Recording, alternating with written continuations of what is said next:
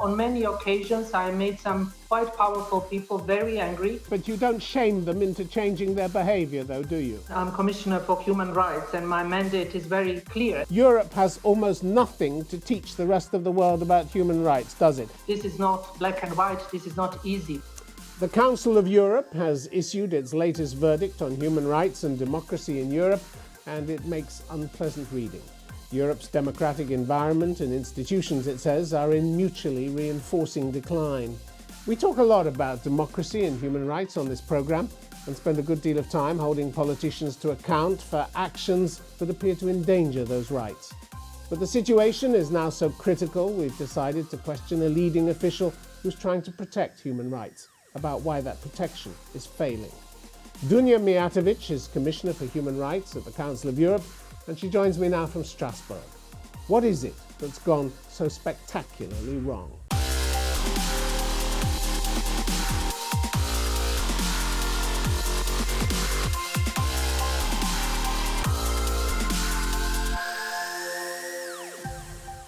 Dunja Mijatovic, welcome to Conflict Zone. Thank you. 2 months ago, you pressed the emergency button on human rights in Europe. You said 2020 had been a disastrous year for those rights on the continent. One of the bleakest assessments to be heard for a long time. Do you think anybody is listening to your warning? Well, I hope so. It is something that is affecting us all, no matter which part of the world. And if this is not a moment for all governments in Europe and beyond to take a long, hard look in the mirror and realize how important it is that we move forward in a different way than we've been moving until now, before this unprecedented time that we are all facing. I wonder if people are listening, because plenty of your warnings in the past have fallen on deaf ears. One example, the issue of migrant abuse in Hungary. As far back as 2019, you said this needed to be addressed as a matter of urgency. Nothing was done. The Hungarians continued pushing back migrants across their border with Serbia. My question is, why? Do you think you lack the personal authority to change minds of people who do these things, who commit these violations? Or is Hungary a lost cause? Well, I would not say that Hungary is lost cause, first of all, because of Hungarians, because of people that rely on the protection of the convention. When it comes to my personal influence and the impact, the time will tell. I cannot change the governments. I cannot play to be in opposition, but I can use something that is the most, I would say, powerful tool in my toolbox as commissioner, which is my voice. Giving my voice to voiceless, making sure that human rights violations are documented. And this is something that is already, I would say, extremely important. The impact can be measured in different ways, but many of us in different international organizations have been saying for years about Hungarian situation, and also in situation of many other countries that are moving in a very bad direction, if I can say so. Freedom of media, for example, comes to my mind. Already in 2010, in a different position, I warned about so-called media package, and I said this is going to hit us as a boomerang, and this is happening right now. Nevertheless, we should not give up. We should continue warning and using all the tools that we have at our disposal. But ultimately, it will be a decision of Hungarians and also the government that should comply with the international rule of law and standards. Well, it isn't just Hungary, is it? There are plenty of states that are involved in these violations. You often hear the claim that human rights must be sacrificed for the sake of protecting national or European boundaries. What do you tell those governments which advance that argument? I strongly disagree with this. I think this is a wrong path and wrong way, particularly after everything that Europe as a continent experienced in the last decades and 70 years ago when the organization of the Council of Europe was established. This is not the way to protect multilateralism. Multilateralism proved to be of extreme importance, not only for democratic countries, but also countries that are trying to move towards some democratic order. As you know, I come from Sarajevo, from Bosnia and Herzegovina, and I know how it is important to move forward and recognize the international issues, at the same time, of course, protecting culture, tradition, but not using it as an excuse not to protect human rights. This is wrong, and because of this view, on many occasions, I made some quite powerful people very angry, which in a way is part of my job. You made them angry, but you don't shame them into changing their behavior, though, do you? Well, I try to shame them and name them, but then at the end, it really depends on the government what they will do. As I said, I'm not an opposition, political opposition. I'm Commissioner for Human Rights, and my mandate is very clear. It was created by those states in order to remind. It is quite, I would say, a young institution, 20 years since the establishment, but it's also quite unique because it is autonomous, independent, and it is up to the commissioner to decide in which direction to draw the attention and to call for respect of human rights. Of course, I agree with you. This is not black and white. This is not easy. We would all like to see results. I understand, Commissioner, I understand. But key to the effective functioning of the Council is the binding commitment, supposedly, of member countries to implement decisions of the European Court of Human Rights. That, too, has been a significant failure, hasn't it? Your own figures show it. As of January this year, a staggering 45% of the leading judgments from the court finalized in the last 10 years have not been implemented. That's a shocking figure, isn't it? It is a shocking figure, but at the same time, we also need to recognize that many decisions, they were implemented, and there are states that still do honor their commitments. This is quite extraordinary, what we are facing at the moment. And here I can just mention cases that are affecting people's lives. I can really refer to the case of Osman Kavala, who I visited in Silivri prison 2 years ago. He's still in prison, even though there is a judgment from the European Court of Human Rights, and Turkish government is not implementing this extremely important judgment. Navalny in Russia is another I want to come on and I want to talk about Russia and Navalny in a moment, but these rulings are your most important tool for correcting injustice, and governments are throwing huge numbers of them in the bin. And my question is, if that doesn't work, and that's your major lever, your major mechanism for righting wrongs, what have you got left? I think it's, and I would correct you there, it's one of the mechanisms. Of course, it is extremely important one. I can always present third-party intervention, like I did in many of the cases that we already mentioned.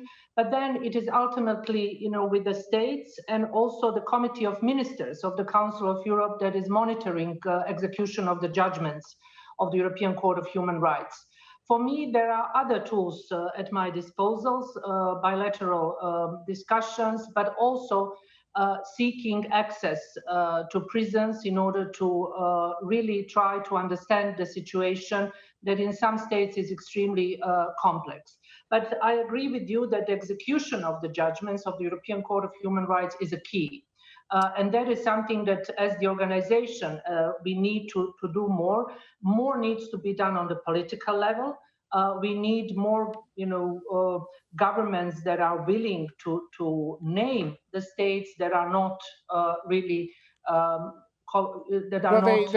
they seem to be the judgments. They seem to be in short supply, those governments. You have pointed out that the COVID pandemic has accelerated the decline of democracy in Europe, with governments acquiring special powers that have served to erode the checks and balances on them. But this process has been underway for a long time. As you said on April 21st, commitment to upholding human rights values has been faltering all over the continent for several years. So during those years, there should have been time to stop the slide, no?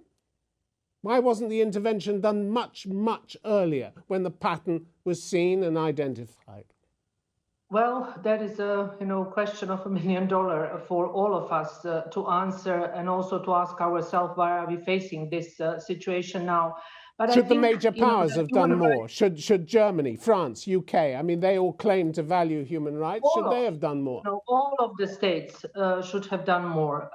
But when it comes to human rights protection, I would say, based on my career and everything I did, I see it not as a sprint. It is a marathon, I would say. It is difficult to see results. Results require time, but I think the commitment is a key here. And but a lot of victims don't have time, do they, Dunja Mijatovic? A lot of victims are living in appalling conditions. Appalling human rights abuses are being visited on them. I'm visiting many, but there are also results. Only yesterday, I learned about a decision by the Czech parliament to compensate Roma women that suffered sterilization in the 90s, which was part of my work and engagement with the parliament and the government. Justice is also very slow, but it is important that we see it at the end. And I agree with you, there are many victims, there are many marginalized parts of the society that are waiting for impact and waiting for their help, for the help from the international community. Isn't it true, Commissioner, that business, in a way, is to blame for this faltering commitment that you've spoken about?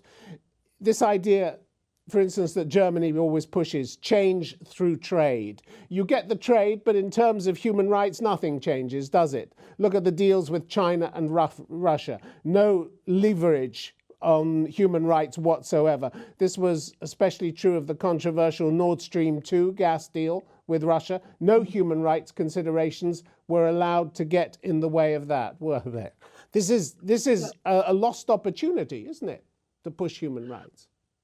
Of course, each time human rights are not in the center of any kind of discussions, we fail. And we move backwards. But at the same time, I think this should also be a sign to all of us working in human rights area, not to really be in a way ignorant to these happenings. Of course, we do follow everything, but my work and my mandate gives me, many opportunities to raise these questions with governments, with civil society in many of the states. And for me, dialogue is a key as well. But also at the same time, quiet diplomacy. But the dialogue has to get somewhere. The dialogue has to get somewhere, doesn't it? And looking at your report, Europe has almost nothing to teach the rest of the world about human rights, does it? You said in contemporary Europe, human rights defenders are killed, abducted, jailed, harassed. The space for civil society dwindles, democratic institutions are dismantled, independent judges removed, journalists are silenced. By pointing to all that, you've effectively demolished the idea that Europe is some kind of beacon of human rights, haven't you? It isn't. It isn't anymore. It doesn't deserve the title. I would still say that it is. There are many things that we should not take for granted and forget that millions of people have become free from oppression, poverty, free to live the life they want. So it's not as black as white, and you just portrayed it. Europe looks much better. 15 years of steady decline of observance of human rights and democratic principles. That's nothing to be proud of, is it? No, that's nothing to be proud of. But as I say, there are still examples of governments, really accepting refugees, doing great things for human rights. You mentioned Russia earlier. Let's take a state that doesn't appear to be committed to those rights. Like all member countries, Russia agreed to be bound by the rulings of the European Court of Human Rights. But in the case of the opposition leader Alexei Navalny, which you mentioned earlier, Russia has clearly flouted the orders of the court, hasn't it? The court said in February Navalny should be temporarily released from jail because the government couldn't provide sufficient safeguards for his life and health. Russia's justice minister called the ruling unenforceable and threw it in the bin. Where does that leave you? Well, this is a clear disregard of human rights and international obligations. Navalny case is an emblematic case. This also shows that beneath, there are many more problems like lack of independent judiciary in Russia, human rights abuses in Chechnya, lack of investigation, repression of dissent, and harassment of human rights defenders. So it's not just Navalny. Navalny is just one case where we see that Russian Federation is completely disregarding the decision of the European Court of Human Rights.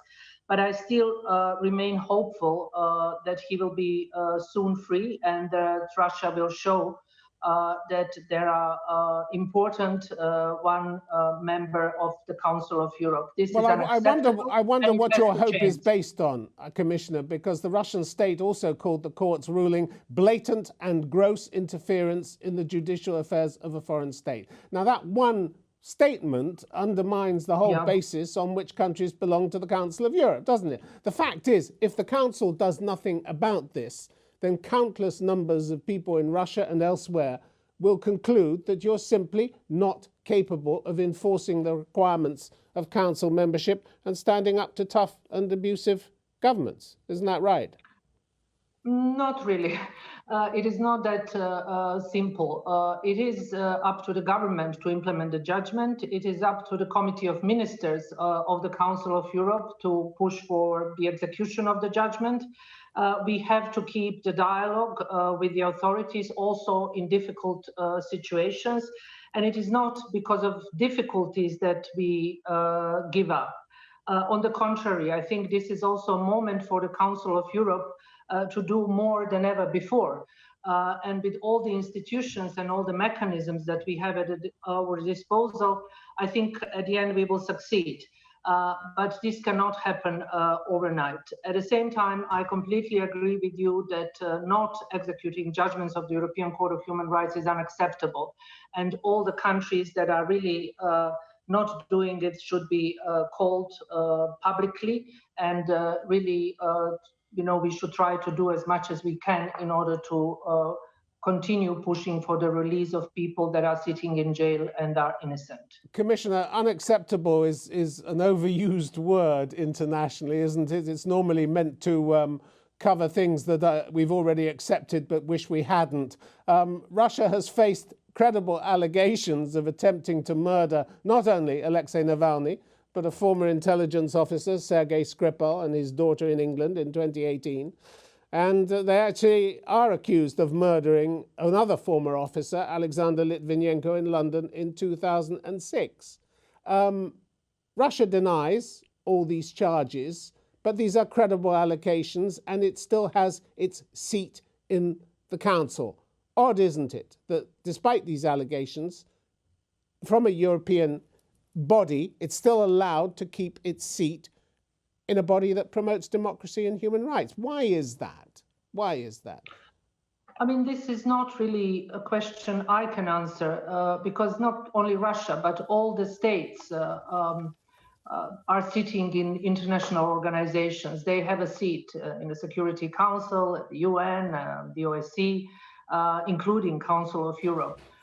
My role is not to make a judgment if the state should sit in, as a member or not. This is definitely outside, my mandate. But it is in my mandate is to remind those states to comply with the commitments and to honor the values and that they agree upon when they became members of different international organizations. Nobody pushed Russia or forced Russia to become member of the Council of Europe or any other country. Why do we see that not only Russia, but many other countries are simply ticking the box and saying we are a proud member of this and that organization and not doing anything? It's a huge question for all of us. But this club of yours, this Council of Europe, the problem is it gives many governments a cloak of respectability that they don't deserve, doesn't it?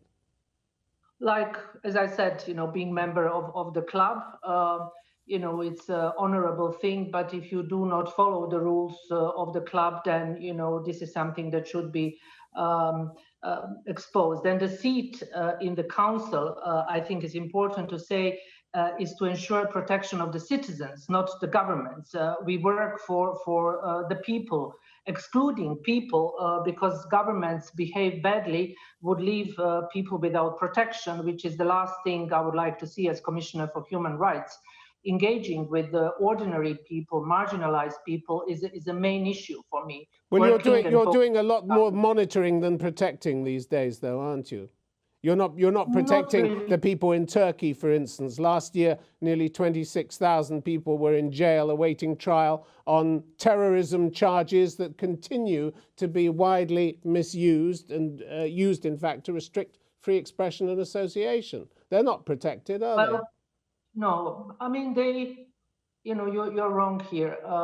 Protection means much more than just, saying, okay, I'm just going with a sword and I'm going to protect all those people. No, people in Turkey do feel they are protected by my office and me personally. They see my office as an oasis where they can complain and seek protection. And this happened on many occasions. I was given access, as I already stated, to prisons to see Osman Kavala and Ahmet Altan, who is released now. And I do try to engage with Turkish government on the issue of human rights defenders and journalists, and numerous cases before the court. But it's not an easy task. But at the same time, it is honorable, and it gives me even more energy to engage and to try to help people. Helping one individual can also change a lot in any country. But you rightly stated previously that at the moment we do not live in a good time for human rights. Human rights are neglected, pushed under the carpet by many governments. Ultra-conservative groups are targeting civil society and human rights defenders. And this is a sad reality. Why are we facing this situation? As I already said, it's a question for the scholars. Nevertheless, we need to continue working. Well, it's also a question, you can't just blame the governments, can you? What about the people who put them there? What happens when free elections empower politicians who then take away their rights? What then? What then? Well, the question is also, were the elections always free and fair? It's not the case all the time. You have many reports from credible international organizations, including Parliamentary Assembly of the Council of Europe, stating that certain elections in certain states were everything but not free and fair. So you end up with the governments that want to stay forever, neglect human rights, and this is something we should not allow. I have a mandate for 47 member states of the Council of Europe, and differences are huge, but no state is immune to violations of human rights. And documenting this and pointing out and working together with people can bring results, not overnight. But the fact is the autocrats are winning, aren't they? When you look back through the centuries, it's repression that's the enduring constant, not democracy. And now that repression is back with a vengeance, and we have to face that fact, don't we? Yes, that's true. But I would not say that the autocrats are winning. There are examples, and we should listen to different voices in the society. But we should not use those voices that are spreading lies, fake news, targeting human rights defenders, journalists, civil society in order to win votes. We should not use this as an excuse for not doing enough.